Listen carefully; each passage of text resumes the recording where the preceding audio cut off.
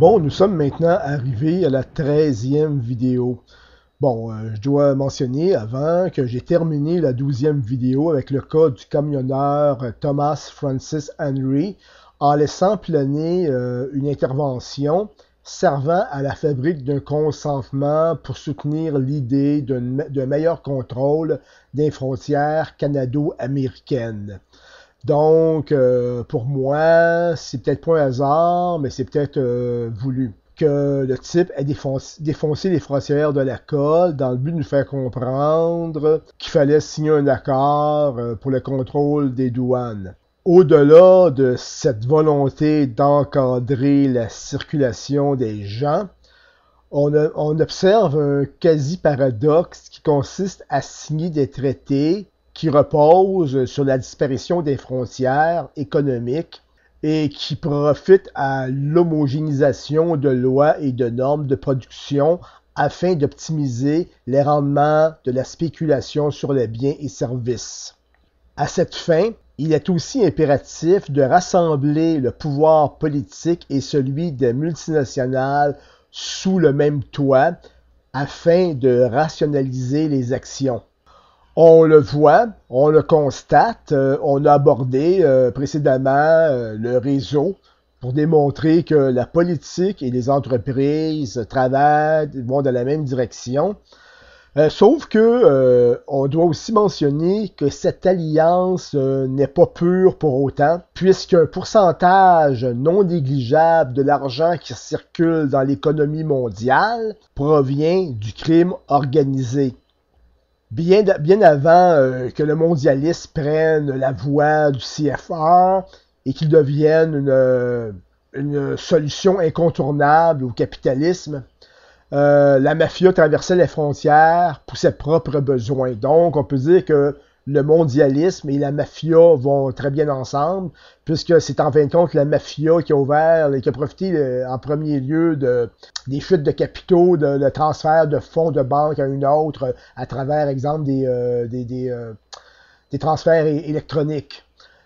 Devant cette réalité, les rumeurs de corruption et de collusion au sein du PLQ de John Charest sont compréhensibles et le seraient pour n'importe quel parti au service du réseau. Mais encore, devant les risques d'une enquête nuise aux camarades du réseau, on doit se poser la question s'il ne serait pas nécessaire de contrôler les secteurs d'activité majeures qui sont les enquêtes et la justice. Bon, ce que je constate, peut-être que des gens ne pensent pas comme moi, c'est que au fil du temps, on vit comme une accélération actuellement de procédures, des lois bâillons. C'est que tout s'accélère alentour de nous par le soutien du gouvernement de John Charest et de Stephen Harper. Puis pour la justice, c'est des petits gestes qui s'amoncellent pour la gruger lentement. Bon, on a des réactions assurément à ça. Entre autres, en février 2012, des journalistes s'inquiétaient de la liberté de presse à la suite de la décision du ministre Robert Duthil de donner à la Sûreté du Québec le mandat d'enquêter sur la divulgation illégale d'informations à des journalistes et par des policiers concernant l'affaire Ian Davidson, un policier à la retraite qui aurait vendu au crime organisé la liste d'informateurs de la police. Donc, le type ne pourra pas témoigner puisqu'ils l'ont trouvé mort d'une chambre d'hôtel. Aussi, ce qu'on doit noter, c'est que pendant que les intéressés tentent de protéger leurs témoins ou leurs témoignages, leur travail, leurs enquêtes, c'est la réalité qui nous rattrape plutôt, excusez-moi. Bon, c'est que le réseau, ou tout autre réseau, étend généralement ses tentacules dans des labyrinthes d'entreprises et d'actionnaires, des labyrinthes compliqués, pour permettre à des fonds de transiger, pendant que ceux qui enquêtent sont souvent confrontés à des lois, à des saisies, peu importe. Puis ça fait que, puis aussi à des coupures, parce que quand on parle exemple de la Sûreté du Québec ou de la GRC, il y a des mises à pied qui sont des gens qui ne sont pas remplacés. Ça fait que ces gens-là prennent de plus en plus de temps pour décortiquer le réseau. Ils prennent plus de temps pour le décortiquer qu'il en faut pour en construire un autre. Puis encore, c'est que ça se passe pendant qu'on constate que la richesse chez ces gens, chez les gens qui font partie du réseau, est de plus en plus associée à une croissance de l'espace où ils peuvent s'étendre. Cela exige donc que le gouvernement en place prétexte le développement des régions et du Nord pour qu'ils puissent étendre leurs influences sans entrave. Devant ce fait, est-ce que le travail des journalistes est considéré comme un obstacle majeur pour justement que ces gens puissent s'étendre facilement?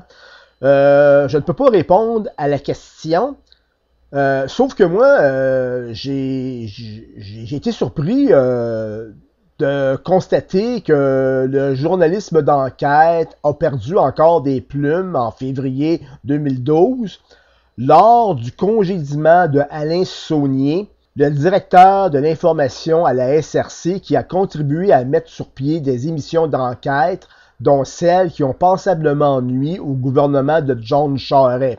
Puis encore, ben là, on a entre ça la commission Charbonneau mise sur pied par le gouvernement de John Charest. Ben, je me pose la question, particulièrement aujourd'hui, le 19, alors qu'on apprend que la GRC ne collaborera pas, ne donnera pas d'informations à la commission Charbonneau. Je me pose la question, est-ce que la commission Charbonneau va faire son travail de façon convenable? Je ne conteste pas cette dite commission, sauf que je me questionne toujours sur les obstacles qu'on met en place souvent pour empêcher la commission de faire son travail. Bon, j'ai personnellement eu l'impression que l'appel à la collaboration lancé à la population par le juge France Charbonneau laissait le premier signe d'une défaite de la justice.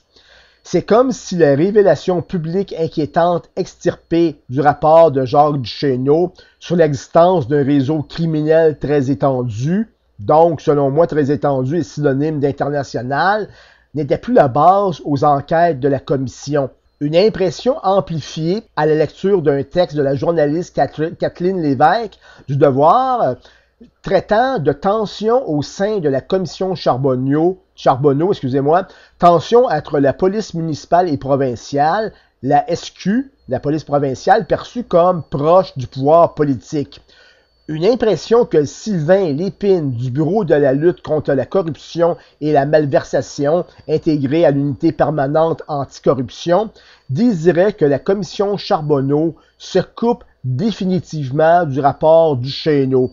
Donc, on aurait une commission qui, comme je l'ai mentionné dans des vidéos précédentes, pourrait juste s'attaquer, exemple, au syndicat de la CSN, ou la FTQ, désolé pour le lapsus, la FTQ, qui, pour des raisons qu'on ne connaît pas, mais que j'ai mentionné comme quoi que c'est environ le seul fonds d'investissement qui participe à l'émancipation de l'économie québécoise. Bref, mon but initial, c'était pas de parler de la commission Charbonneau ou encore d'enquête ou peu importe tout ce que... Parce que je sais que j'ai tendance à me dissiper dans plusieurs sujets, puis ça peut mélanger les gens. En fin de compte, moi, ce que je tente, c'est de répondre à cette question. Le plan d'or de John Charest est-il une commande qui aurait été décidée à Berlin en 2008 par le réseau?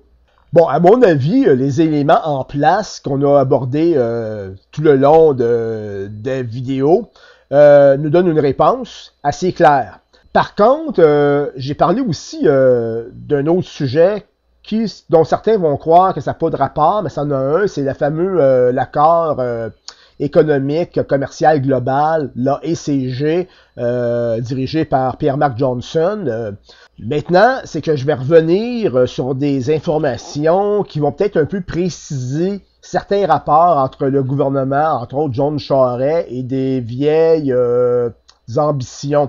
Joseph Rettinger, cet agent de la CIA et cofondateur du Bilderberger, que nous avons abordé à la 5e vidéo, a travaillé à la création de l'Union européenne. À cette fin, Rettinger a créé le Congrès américain pour l'Europe unie, dont l'acronyme est ACUE.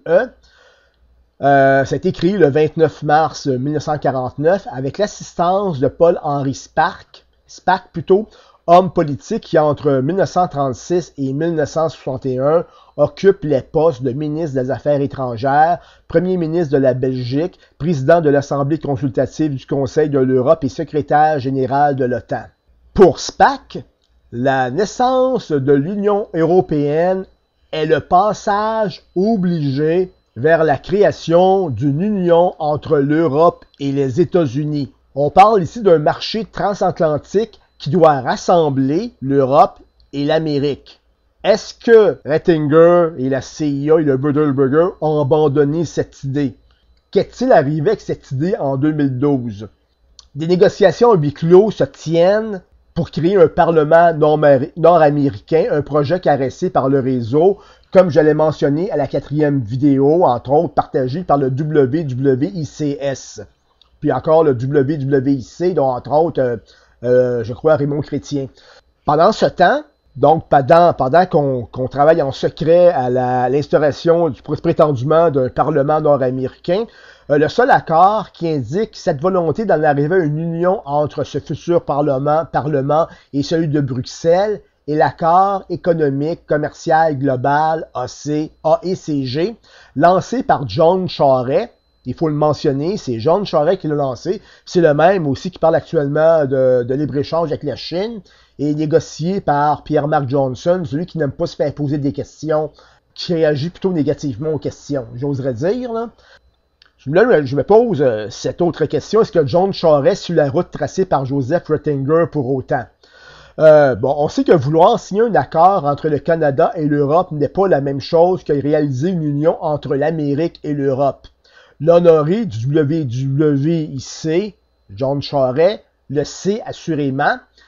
Pour remédier à la situation, il a profité d'une petite visite chez l'oncle Sam, je crois que c'était en 2010, pour l'inviter à joindre le Canada dans les négociations de l'AECG, une initiative qui aurait certainement enchanté les émirs de la CUE et de la CIA. Bon, on ne sait pas ça va être quoi la réponse des Américains, on peut douter, mais on peut aussi croire que les Américains vont dire non. Donc, on va commencer à croire que ce que je dis, c'est pas fondé. Mais attention, c'est que dans les libres-échanges qui se font les accords, je peux pas stipuler c'est quoi la loi ou l'accord, mais c'est qu'il y a une entente entre les nations qui veut, comme exemple, que si le Canada participe à un libre-échange, exemple l'ALENA entre le Mexique et les États-Unis, si ce même pays, le Canada, signe un traité avec d'autres pays, par exemple comme la Communauté européenne, l'AECG, c'est que si un a des avantages que l'autre n'a pas, l'autre devrait avoir, selon toute logique, les mêmes avantages. Donc, on continue la 14e vidéo. Merci.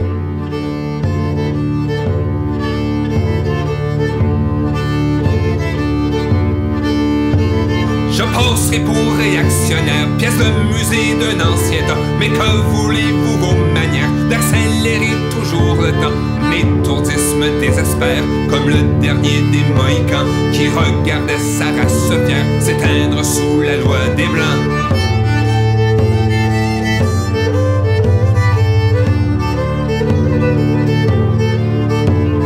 Meurt l'herbe, l'eau et l'air, oui c'est écrit sur vos écrans, où l'on se voit crever de misère. Oh voilà tout un avancement, mais pardonnez-moi père et mère si je crache dans le vent et nomme ainsi mes adversaires en blasphémant les injuriants.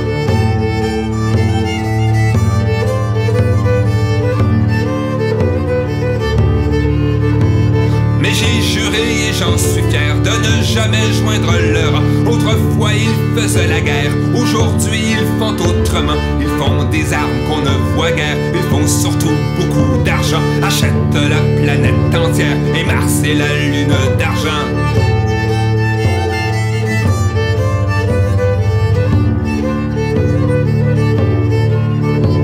Et leurs ordinateurs experts avancent comme un régiment, une vague d'envahisseurs pervers. Jamais la machine ne m'envahira mon hiver, ni mon été, ni mon printemps. L'automne est arrivé, mes frères et mes sœurs, soyez vigilants.